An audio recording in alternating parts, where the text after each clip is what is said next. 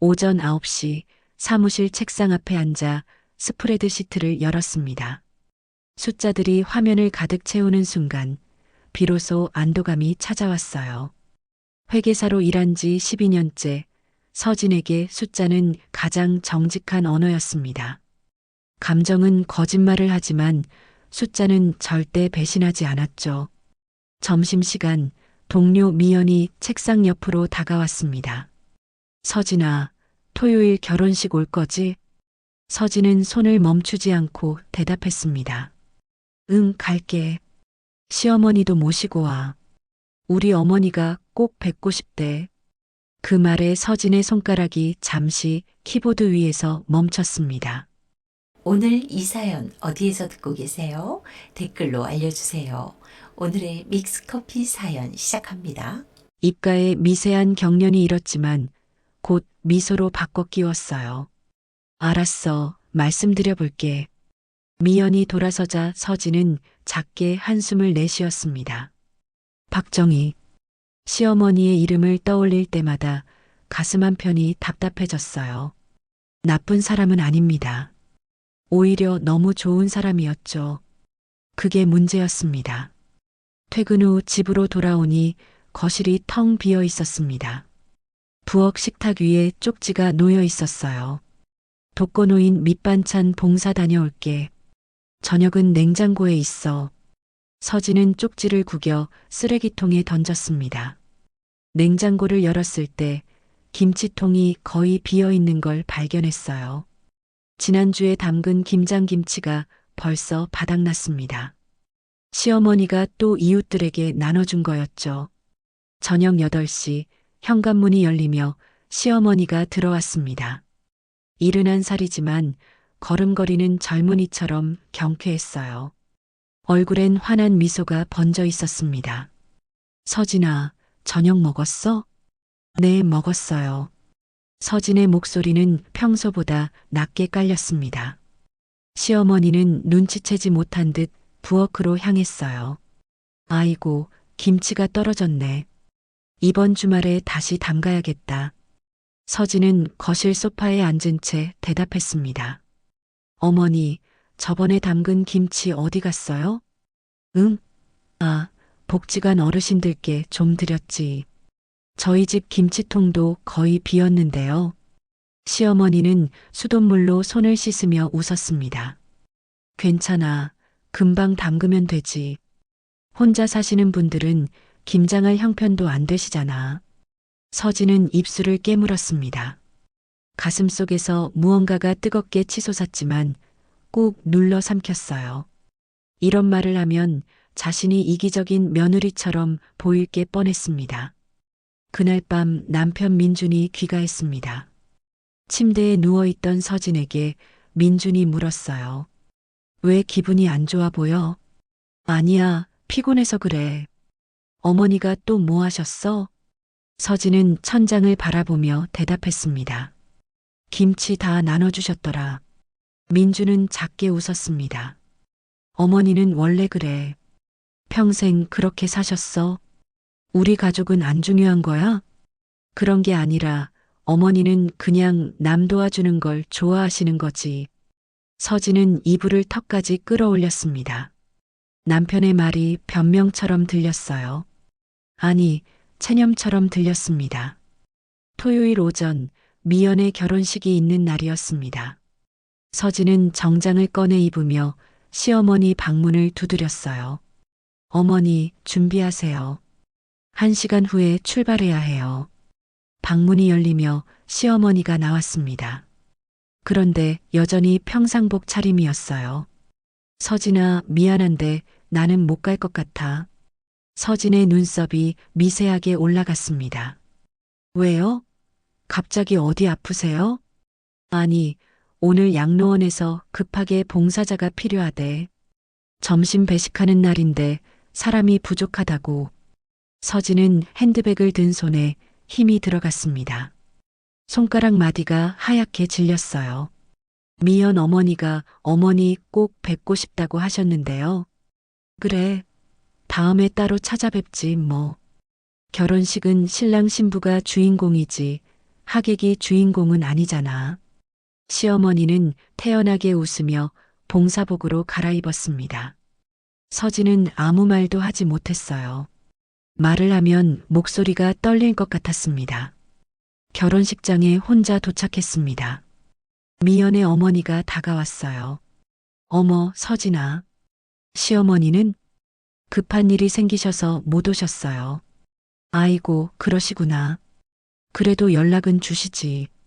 미연 어머니의 얼굴에 실망이 스쳤습니다. 서진은 억지로 미소를 지으며 자리에 앉았어요. 주변 사람들의 수군거림이 들렸습니다.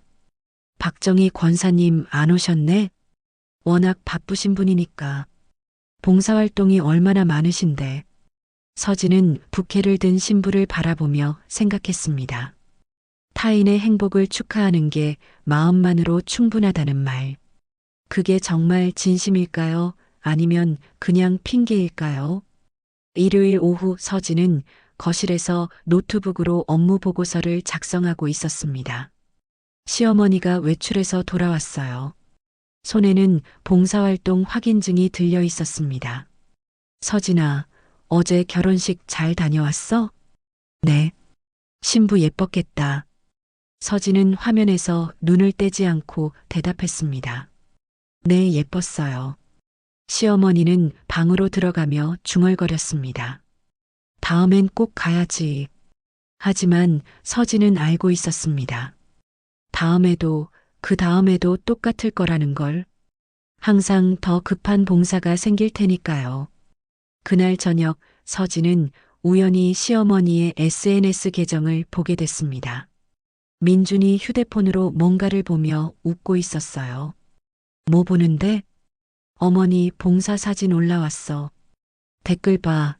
다들 칭찬 일색이야. 서진은 화면을 들여다봤습니다. 시어머니가 어르신들과 함께 찍은 사진이었어요. 댓글창엔 찬사가 가득했습니다. 정말 존경스러운 분이세요. 이런 분이 진짜 신앙인이시죠. 우리 동네의 자랑입니다. 서진의 입꼬리가 비틀어졌습니다. 가슴속에서 차갑고 날카로운 감정이 솟아올랐어요. 시기일까요? 아니면 분노일까요? 구분이 안 됐습니다. 월요일 저녁 서진은 우연히 시어머니 방문이 열린 걸 발견했습니다. 안을 들여다보니 서랍이 반쯤 열려 있었어요. 호기심에 이끌려 다가갔습니다. 서랍 안에는 낡은 은팔찌가 있었습니다. 광택은 오래전에 사라졌지만 시어머니는 그걸 매일 착용했어요. 서진은 팔찌를 집어들었습니다. 무게감이 별로 없었어요. 명품도 아니고 디자인도 평범했습니다. 왜 이런 걸 매일 끼고 다니실까? 서진은 팔찌를 도로 놓으며 고개를 저었습니다. 이해할 수 없는 게 한두 가지가 아니었죠. 한 달이 흘렀습니다. 민준이 주말마다 시어머니와 봉사활동을 함께 다니기 시작했어요. 토요일 아침 민준이 서둘러 외출 준비를 했습니다. 오늘 어머니랑 무료 급식소 가기로 했어. 우리 점심 약속은? 민준은 현관에서 신발을 신으며 대답했습니다. 미안, 다음 주에 가자. 오늘은 사람이 부족하대. 문이 닫히는 소리가 유난히 크게 들렸습니다. 서진은 텅 빈 거실에 혼자 남았어요. 벽시계 초침 소리만 공허하게 울렸습니다. 그날 저녁 뉴스를 보던 서진의 손이 멈췄습니다. 앵커의 목소리가 거실을 채웠어요. 지역 유명 복지재단의 후원금 착복 의혹이 불거졌습니다. 재단 대표 박정희 씨는 수십 년간 봉사활동으로 지역사회에서 존경받아온 인물인데요. 화면에 시어머니의 얼굴이 클로즈업 됐습니다. 서진의 심장이 쿵 하고 내려앉았어요. 수억 원대의 후원금이 용도를 알 수 없는 곳에 사용된 정황이 포착됐으며 리모컨이 손에서 떨어졌습니다. 서진은 화면을 멍하니 바라봤어요. 입술이 바짝 말랐습니다. 현관문이 열리며 시어머니가 들어왔습니다. 평소와 똑같은 미소를 띠고 있었어요.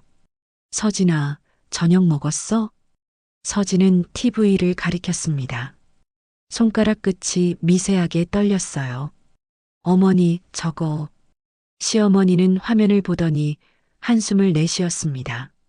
하지만 당황하는 기색은 없었어요. 알고 있어.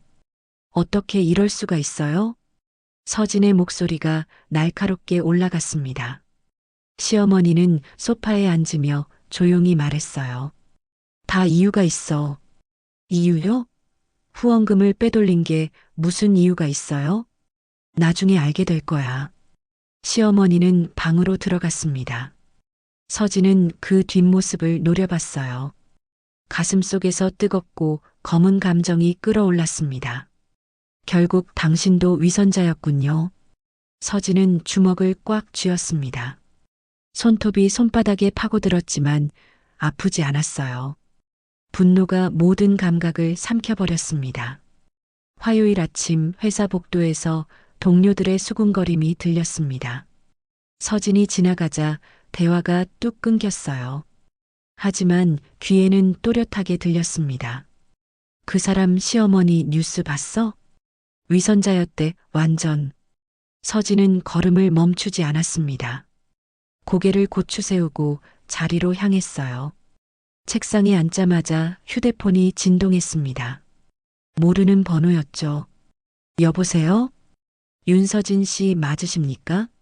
저는 한겨레 신문사회부 기자인데요. 서진은 즉시 전화를 끊었습니다.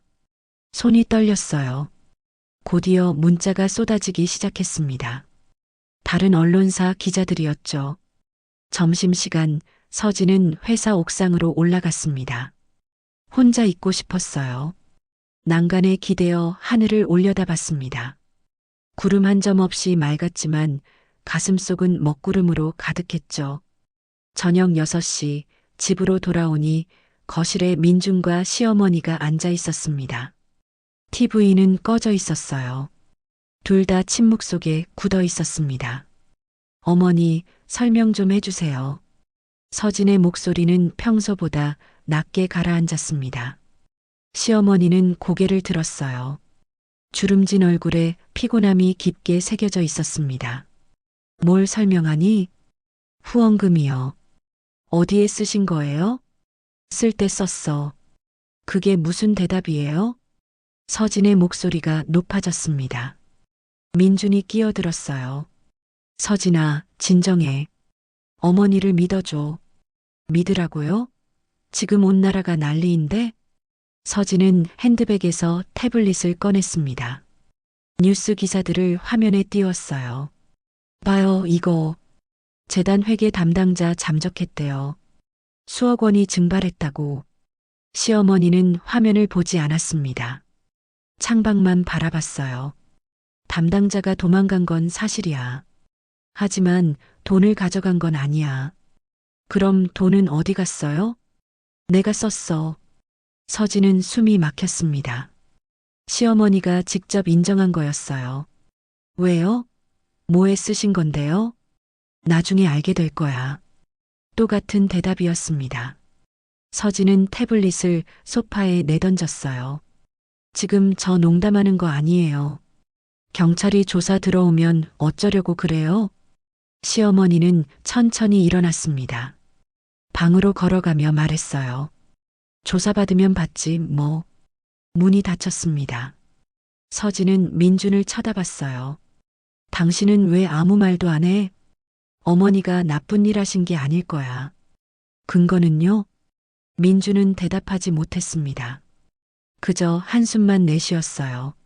수요일 새벽 4시 서진은 잠에서 깼습니다. 더는 잠이 오지 않았어요. 노트북을 켜고 재단 홈페이지에 접속했습니다. 공지사항에 사과문이 올라와 있었죠. 현재 회계 처리 과정에서 일부 미비한 점이 발견되어 조사 중입니다. 서진은 코웃음을 쳤습니다. 미비한 점이라니 완곡한 표현이었어요. 재단 연락처로 전화를 걸었습니다. 여러 번 신호음이 울린 후 누군가 받았어요. 네, 희망재단입니다. 저는 박정희 대표의 며느리 윤서진입니다. 회계 자료 좀 볼 수 있을까요? 아, 그게. 상대방의 목소리가 머뭇거렸습니다. 지금 경찰에서 압수수색 나와 있어서요. 자료를 함부로 보여드릴 수가 없습니다. 서진은 전화를 끊었습니다. 이를 악물었어요. 회계사라는 직업이 이럴 때 써먹어야 하는 거 아닐까요? 오전 10시 서진은 재단 사무실로 향했습니다. 입구에 경찰 테이프가 둘러쳐져 있었어요. 형사 2명이 안에서 서류를 뒤지고 있었습니다. 실례합니다. 서진이 들어서자 형사 하나가 고개를 들었습니다. 누구세요? 저는 박정희 대표의 가족입니다. 회계사고요. 여기 들어오시면 안 됩니다. 제가 자료를 정리해 드릴 수 있어요. 회계 전문가니까요. 형사는 동료를 쳐다봤습니다. 잠시 망설이다가 고개를 끄덕였어요. 알겠습니다. 하지만 아무것도 가져가시면 안 됩니다. 서진은 책상 앞에 앉았습니다. 쌓여있는 장부들을 펼쳤어요. 첫 페이지부터 숫자들이 눈에 들어왔습니다. 후원금 입금 내역은 깔끔했습니다. 하지만 지출 항목에서 이상한 점이 보였어요. 품목란에 그저 미분류라고만 적혀 있었습니다. 이게 뭐죠? 서진은 형사에게 장부를 보여줬습니다. 그게 문제예요. 도대체 뭐에 쓴 돈인지 모르겠어요. 서진은 계산기를 두드렸습니다. 미분류 항목들을 모두 합산했어요. 총액이 3억 7천만 원에 달했습니다. 이름 없는 입금 내역도 있네요. 서진은 다른 페이지를 넘겼습니다. 후원자 명단에도 빈칸이 여럿 있었어요. 익명 후원자로 처리된 건가요? 그것도 이상해요. 익명이면 영수증 처리를 못하거든요. 서진은 장부를 한 장 한 장 넘겼습니다. 5시간 동안 움직이지 않고 숫자만 들여다봤어요. 목이 뻐근하고 눈이 침침했지만 멈출 수 없었습니다.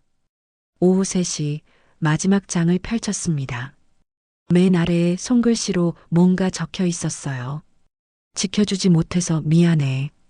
서진은 그 문구를 한참 바라봤습니다.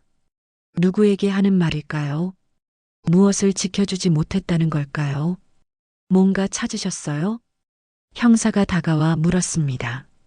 서진은 고개를 저었어요. 아니요, 아직은. 하지만 가슴속에는 의문이 쌓여갔습니다. 이건 단순한 횡령이 아닐지도 모른다는 생각이 들었어요. 집으로 돌아오니 저녁 7시였습니다. 시어머니는 부엌에서 저녁 준비를 하고 있었어요. 팔을 썰고 있었습니다. 어머니, 시어머니는 칼질을 멈추지 않았습니다. 재단 장부 봤어요. 그래, 설명 좀 해주세요. 미분류 항목이 뭐예요? 시어머니는 도마 위에 팔을 그릇에 담았습니다. 천천히 손을 씻으며 말했어요. 필요한 곳에 쓴 거야. 어디요? 지금은 말 못해. 서진은 참았던 감정이 터졌습니다. 주먹으로 식탁을 쳤어요. 왜요? 왜 말을 안 하시는 거예요? 지금 온 동네가 어머니를 범죄자 취급하는데. 시어머니는 서진을 똑바로 쳐다봤습니다. 눈빛이 흔들리지 않았어요. 그럼 그렇게 믿으렴. 뭐라고요? 내가 나를 범죄자라고 생각하면 그게 내 진실이야. 서진은 말문이 막혔습니다. 시어머니는 앞치마를 벗으며 방으로 들어갔어요. 그날 밤 서진은 침대에 누워 천장을 바라봤습니다. 머릿속이 복잡했어요. 장부의 숫자들, 시어머니의 침묵, 그 손글씨 메모. 휴대폰을 켜고 포털 사이트에 접속했습니다. 박정희를 검색했어요. 기사들이 쏟아졌습니다. 지역 명망가의 추락, 봉사가면 뒤의 진실, 후원금 3억 7천 어디로? 서진은 휴대폰을 던졌습니다. 베개에 얼굴을 묻었어요. 눈물이 나올 것 같았지만 나오지 않았습니다. 분노만 가득 차올랐죠. 결국 당신은 위선자였어요. 서진은 이를 악물었습니다. 진실을 밝혀내야 한다고 다짐했어요. 숫자는 거짓말을 하지 않으니까 장부 어딘가에 답이 있을 거였습니다. 새벽 2시 문자 알림이 울렸습니다. 모르는 번호였어요. 윤서진 씨, 저는 재단에서 일했던 자원봉사자입니다. 할 말이 있어요. 내일 오전 10시 남산 도서관 앞에서 만날 수 있을까요? 서진은 메시지를 읽고 또 읽었습니다. 손가락이 떨렸어요. 답장을 보냈습니다. 알겠습니다. 잠은 더 이상 오지 않았습니다. 서진은 일어나 거실로 나왔어요. 달빛이 창문을 통해 들어왔습니다. 조용했지만 머릿속은 시끄러웠죠. 내일이면 뭔가 알 수 있을까요? 서진은 창밖을 바라봤습니다. 멀리 재단 건물이 보였어요. 어둠 속에서 유령처럼 서 있었습니다. 목요일 오전 9시 반, 서진은 남산 도서관 앞에 도착했습니다. 이른 시간인데도 산책 나온 사람들이 꽤 있었어요. 벤치에 앉아 주변을 살폈습니다. 손바닥에 땀이 맺혔죠. 10분쯤 지났을까요? 한 여자가 다가왔습니다. 30 안팎으로 보이는 단발머리 여성이었어요. 얼굴이 수척했고 눈 밑에 다크서클이 짙었습니다. 윤서진 씨 맞으시죠? 네, 맞습니다. 여자는 서진 옆에 앉았습니다. 가방에서 봉투 하나를 꺼냈어요. 저는 이연아라고 합니다. 재단에서 3년 동안 자원봉사했어요. 연락 주셔서 감사합니다. 시어머니에 대해 아시는 게 있나요? 연아는 봉투를 서진에게 건넸습니다. 안에는 서류 몇 장이 들어 있었어요. 이게 뭔가요? 후원자 명단이에요. 재단에 등록되지 않은. 서진은 서류를 펼쳤습니다. 손글씨로 빼곡하게 이름들이 적혀 있었어요. 날짜와 금액도 함께 기록되어 있었습니다. 이건 누가 작성한 거죠? 정희 선생님이요. 서진의 눈썹이 올라갔습니다. 시어머니가 직접 쓴 거였어요. 왜 이걸 공식 장부에 안 올리신 거죠? 연아는 한숨을 내쉬었습니다. 손을 꽉 쥐었다 펴기를 반복했어요. 대부분이 고아원 출신 아이들이에요. 성인이 된 후에 선생님께 돈을 빌렸죠. 빌렸다고요? 네. 병원비, 학비, 전세금. 그런 거요. 서진은 명단을 다시 들여다봤습니다. 이름 옆에 적힌 금액들이 눈에 들어왔어요.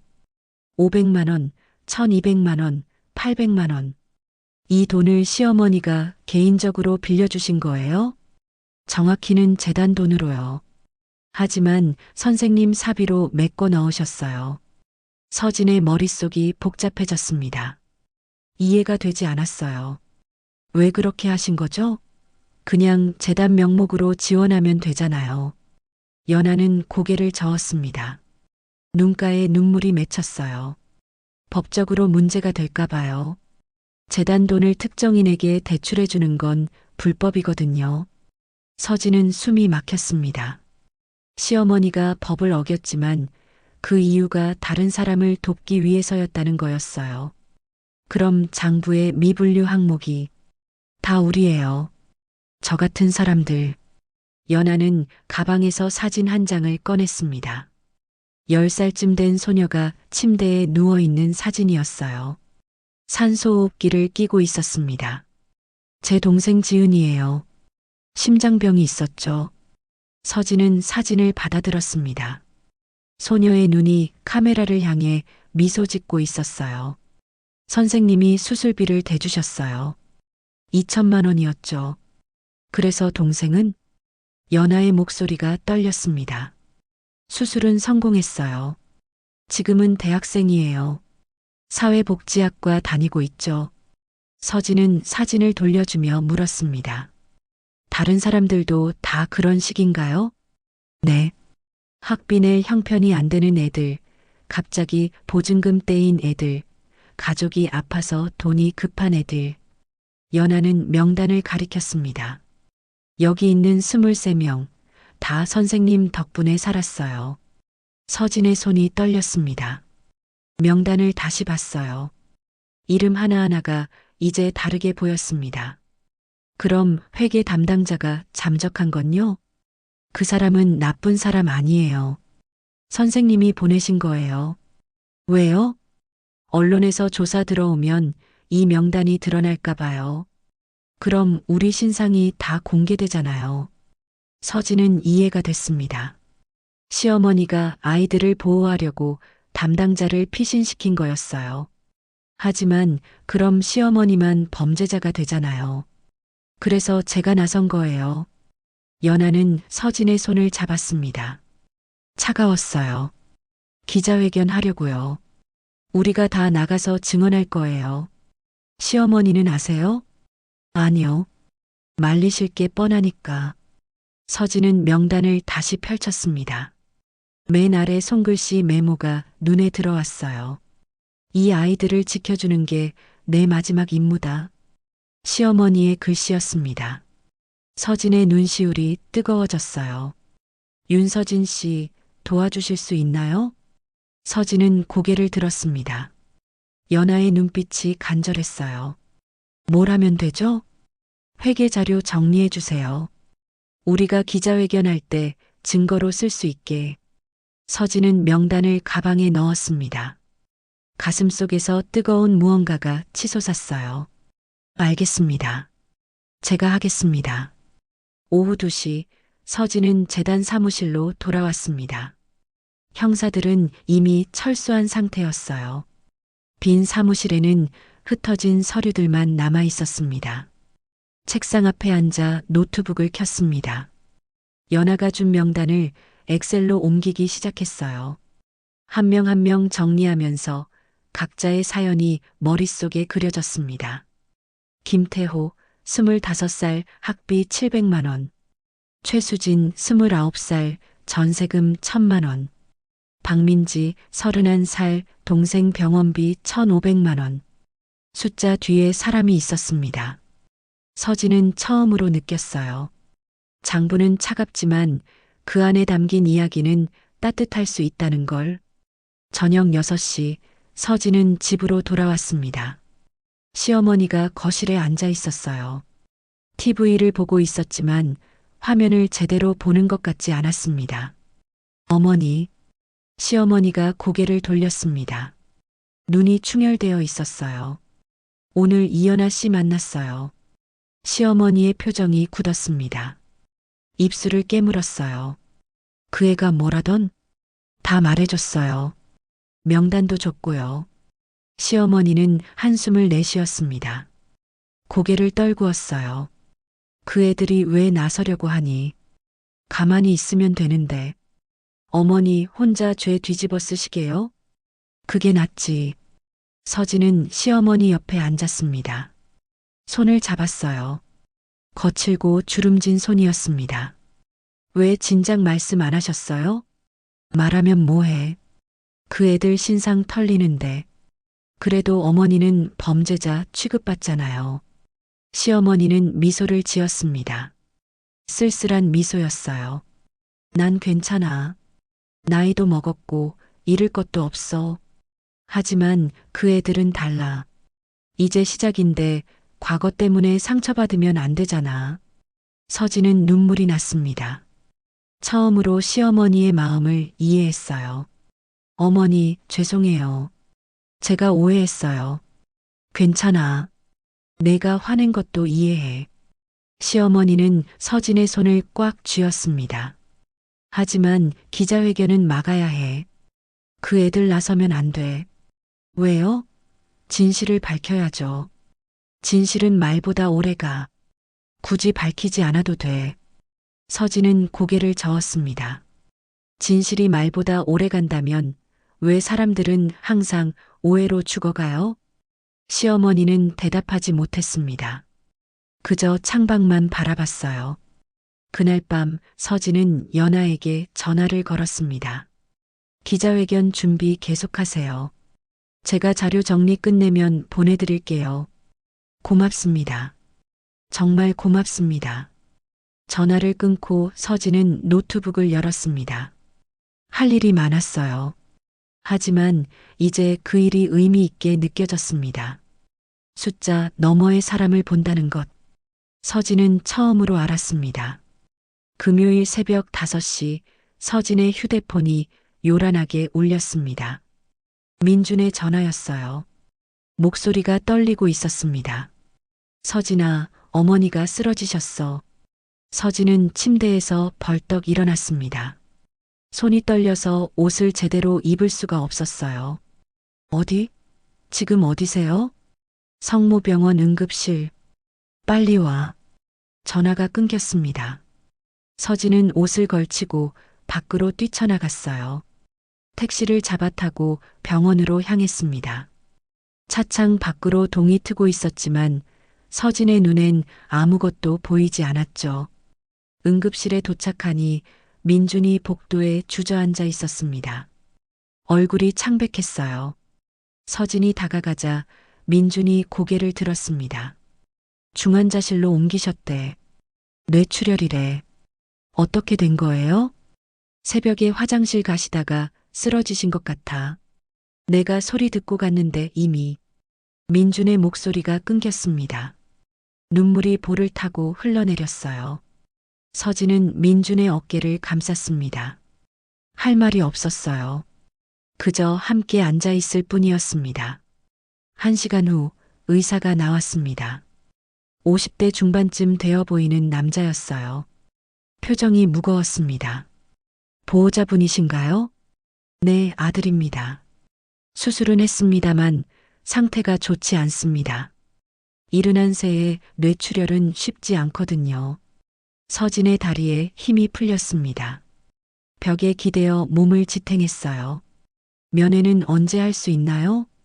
중환자실이라 1시간에 10분씩만 가능합니다. 오전 10시부터 들어가실 수 있어요. 의사가 돌아갔습니다. 복도에 다시 정적이 흘렀어요. 9시쯤 연아가 병원에 도착했습니다. 손에 보온병을 들고 있었어요. 소식 듣고 왔어요. 선생님 어떠세요? 아직 모르겠어요. 연아는 보온병을 서진에게 건넸습니다. 미역국이에요. 좀 드세요. 서진은 고개를 저었습니다. 목구멍으로 아무것도 넘어가지 않을 것 같았어요. 10시 정각 서진과 민준이 중환자실로 들어갔습니다. 하얀 커튼이 쳐진 병상에 시어머니가 누워 있었어요. 산소호흡기를 끼고 있었고 여러 선이 몸에 연결되어 있었습니다. 서진은 침대 옆으로 다가갔습니다. 시어머니의 손을 잡았어요. 차갑고 가늘었습니다. 손목에는 그 낡은 은팔찌가 여전히 채워져 있었어요. 어머니, 대답이 없었습니다. 다만 심전도 기계의 규칙적인 신호음만 들렸어요.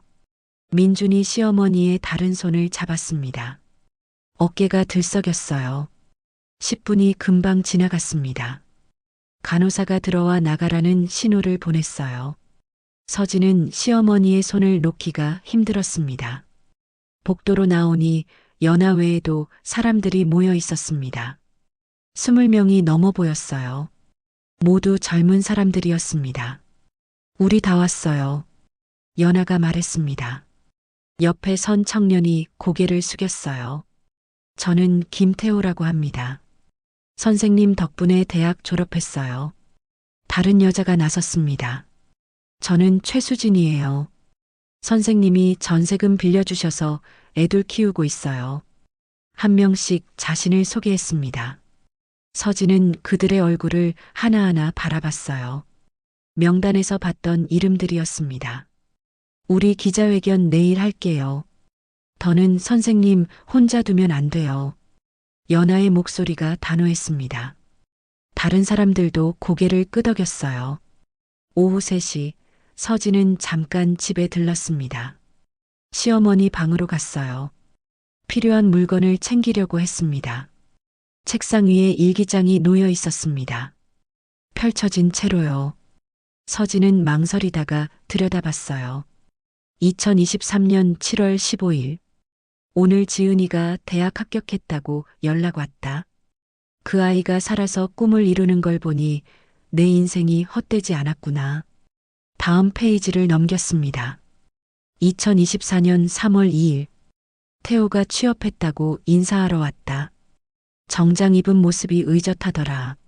내가 도운 게 아니라 그 아이가 스스로 일어선 거다. 마지막 장을 펼쳤어요. 2025년 10월 10일. 세상이 나를 범죄자라 해도 괜찮다. 그 아이들이 상처받지 않는다면. 서진의 눈에서 눈물이 떨어졌습니다. 일기장 위로 떨어진 눈물이 글씨를 번지게 했어요. 서랍을 열었습니다. 그 안에 작은 상자가 있었어요. 열어보니 사진들이 가득했습니다. 아이들과 함께 찍은 사진들이었죠. 뒷면에는 이름과 날짜가 적혀 있었습니다. 지은 2003년 5월 1일. 수술 전날. 태호 2019년 9월 3일. 대학 입학식. 수진 2022년 11월 20일. 첫째 아이돌 잔치. 서진은 사진들을 한 장 한 장 넘겼습니다. 시어머니의 미소가 모든 사진에 담겨 있었어요. 진심 어린 미소였습니다. 저녁 6시 서진은 다시 병원으로 돌아왔습니다. 면회 시간이었어요. 중환자실로 들어가는데 간호사가 불렀습니다. 혹시 이거 아세요? 간호사가 투명 비닐봉투를 건넸습니다. 안에 시어머니의 팔찌가 들어 있었어요. 수술할 때 빼놓은 건데 보관하시라고요. 서진은 팔찌를 받아들었습니다. 자세히 보니 안쪽에 글씨가 새겨져 있었어요. 지은이 1998. 서진의 심장이 쿵 하고 내려앉았습니다. 지은, 연하의 동생 이름이었어요. 1998년이면 지은이가 태어난 해였습니다. 어머니, 이걸 왜? 서진은 팔찌를 손에 꽉 쥐고 중환자실로 들어갔습니다. 시어머니는 여전히 깨어나지 못한 채였어요. 어머니, 이 팔찌 27년 동안 끼고 계셨던 거예요? 대답은 없었습니다. 다만 심전도의 선이 희미하게 흔들릴 뿐이었어요. 서진은 팔찌를 시어머니 손에 다시 채워줬습니다. 그리고 그 손을 꽉 잡았어요. 잘못했어요. 제가 어머니를 오해했어요. 용서해 주세요. 눈물이 멈추지 않았습니다. 서진은 시어머니의 손등에 이마를 대고 흐느꼈어요. 밖에서 간호사가 노크했습니다. 시간이 다 됐다는 신호였죠. 서진은 손을 놓지 못했습니다. 어머니, 일어나세요. 제가 잘못했다고요. 민준이 들어와 서진의 어깨를 감쌌습니다. 나가자. 다음 시간에 다시 오면 돼. 싫어요. 어머니 깨어나실 때까지 여기 있을 거예요. 서진의 목소리는 떨렸지만 단호했습니다. 그날 밤 서진은 중환자실 밖 의자에서 밤을 새웠습니다. 연하와 다른 청년들도 함께 남았어요. 아무도 집에 가지 않았습니다. 새벽 4시 중환자실 불이 켜졌습니다. 의사와 간호사들이 급하게 들어갔어요. 서진은 벌떡 일어났습니다. 무슨 일이에요? 간호사가 황급히 달려나왔습니다. 혈압이 급격히 떨어지고 있어요. 가족분들 빨리 들어오세요. 서진과 민준이 뛰어 들어갔습니다. 의사가 심장 마사지를 하고 있었어요. 박정혜 씨, 들리세요? 박정혜 씨. 시어머니의 얼굴은 창백했습니다. 입술이 파랗게 변해 있었어요. 서진은 침대 옆으로 달려갔습니다. 시어머니의 손을 잡았어요. 어머니, 안 돼요. 가시면 안 돼요. 심전도의 선이 점점 평평해졌습니다. 신호음이 길게 이어졌어요. 어머니. 서진의 외침이 중환자실을 가득 채웠습니다. 심전도의 긴 신호음이 울렸습니다. 의사가 고개를 들었어요. 시계를 확인했습니다. 2025년 10월 17일 오전 4시 17분. 사망을 확인합니다. 서진의 다리에서 힘이 빠졌습니다. 바닥에 주저앉았어요. 민준이 벽에 머리를 기댄 채 흐느꼈습니다. 의사와 간호사들이 조용히 나갔습니다. 중환자실에는 서진과 민준만 남았어요. 시어머니는 편안한 얼굴로 누워 있었습니다. 마치 잠든 것처럼요. 서진은 무릎으로 기어가 시어머니의 손을 잡았습니다. 이미 차가워진 손이었어요. 어머니, 미안해요. 정말 미안해요. 목이 메어더는 말이 나오지 않았습니다. 그저 시어머니의 손을 이마에 대고 울었어요. 1시간쯤 지났을까요?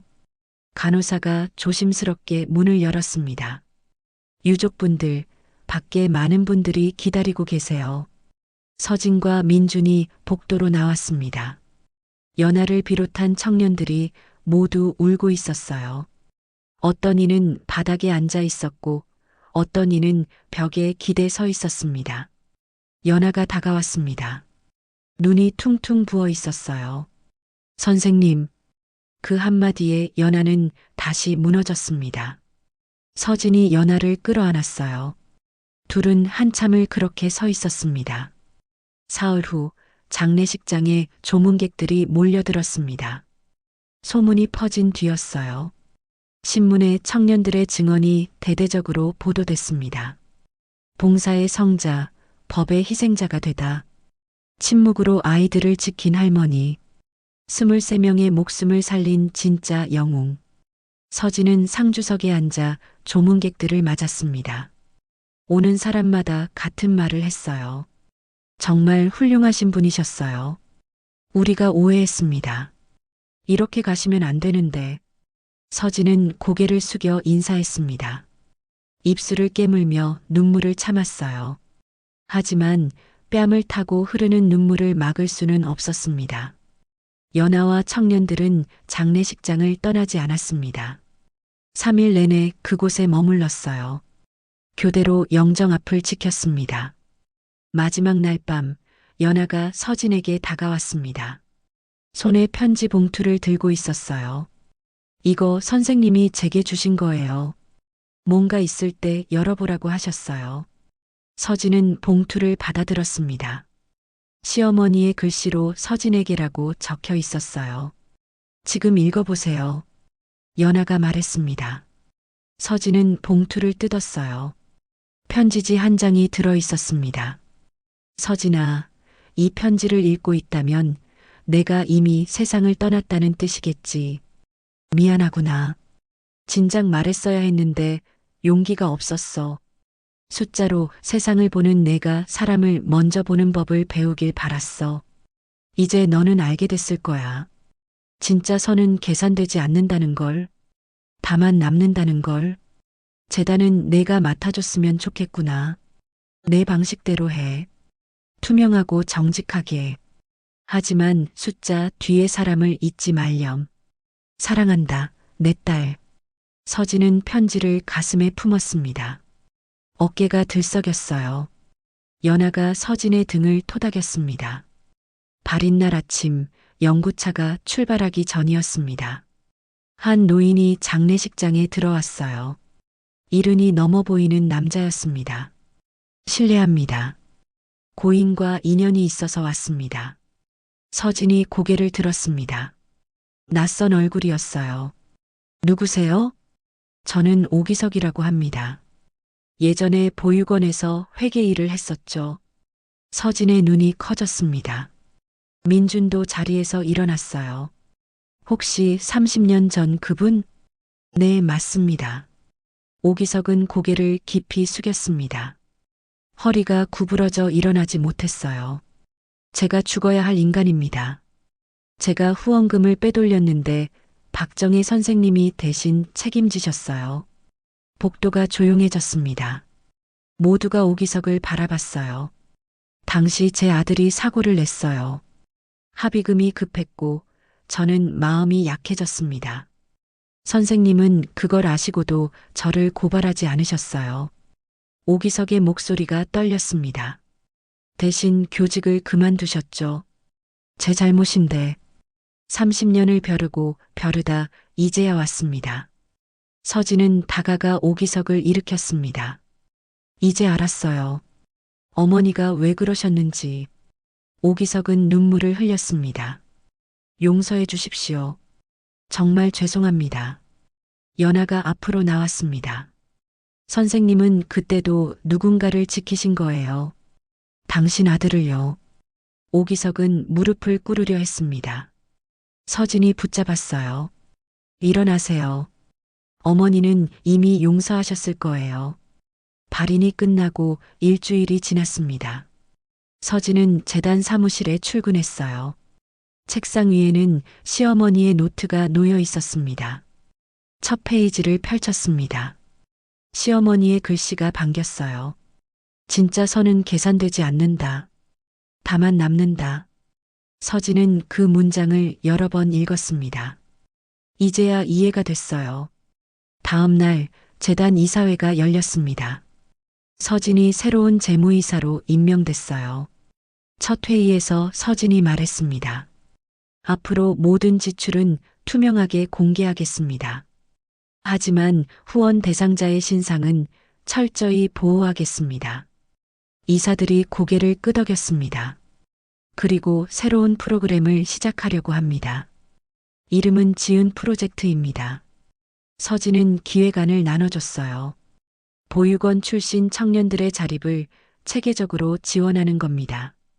주거, 취업, 교육을 함께요. 연아가 손을 들었습니다.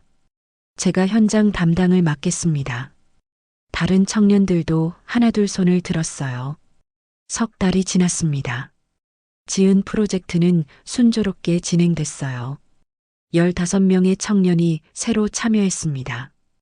어느 토요일 오후 서진은 봉사 현장을 방문했습니다. 고아원 아이들과 함께하는 요리 수업이었어요. 한 아이가 서진에게 다가왔습니다. 8살쯤 된 여자아이였어요. 언니, 왜 이런 일 해요? 힘들잖아요. 서진은 아이의 눈높이에 맞춰 무릎을 꿇었습니다. 아이의 머리를 쓰다듬었어요. 예전엔 나도 몰랐어. 근데 지금은 알아. 뭐요? 서진은 미소를 지었습니다. 가슴이 따뜻해졌어요. 남을 돕는 일은 결국 나를 치유하는 일이더라. 아이가 고개를 갸우뚱했습니다. 이해하지 못한 표정이었어요. 서진은 괜찮다고 생각했습니다. 언젠가는 알게 될 테니까요. 집으로 돌아오는 길, 서진은 손목의 은팔찌를 만졌습니다. 시어머니가 끼던 그 팔찌였어요. 이제 서진의 손목에 있었습니다. 지은이 1998. 안쪽에 글씨가 손가락 끝에 닿았습니다. 서진은 팔찌를 꽉 쥐었어요. 집 앞에 도착하니 민준이 마중 나와 있었습니다. 손에 꽃다발을 들고 있었어요. 수고했어. 서진은 민준의 품에 안겼습니다. 오랜만에 편안함을 느꼈어요. 당신 말이 맞았어. 나 어머니 닮았어. 민준이 웃었습니다. 어머니보다 나은 것 같은데. 더 투명하잖아. 하지만 사람은 어머니처럼 볼게. 둘은 손을 잡고 집으로 들어갔습니다. 거실 벽에는 시어머니의 사진이 걸려 있었어요. 환하게 웃고 있는 모습이었습니다. 서진은 사진 앞에 섰습니다.